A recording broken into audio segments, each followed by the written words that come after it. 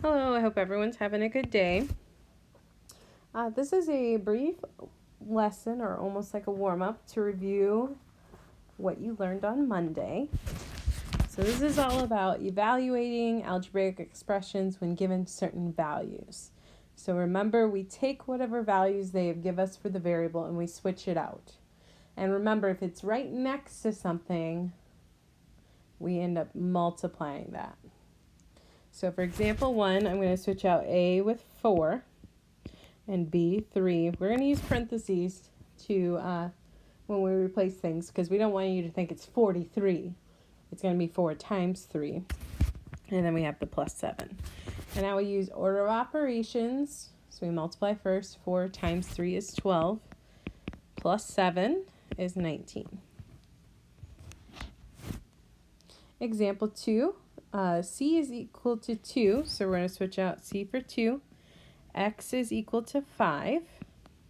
And then we have plus 8 divided by 9. So 2 times 5 is 10. 10 plus 8, it would be 18. And 18 divided by 9 is 2. So we keep simplifying until we get to our final answer.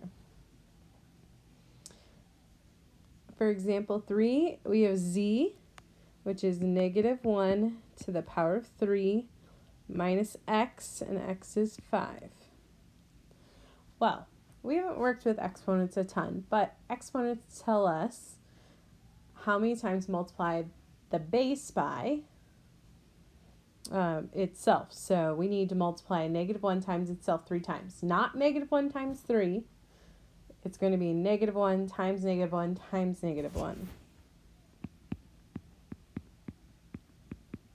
And then we still have the minus 5. Well, negative 1 times negative 1 is a positive 1. Times another negative 1 is negative 1. But you can always use a calculator to help you simplify these two. So we have negative 1 minus 5 would be negative 6. That's it for our lesson. I hope you all have a great day. Please try your best when you are solving these. You can use a calculator for reference to help you simplify these. And please do remember to use parentheses when we're switching things out so you do not forget to multiply. Have a good day, and I will see you later this week.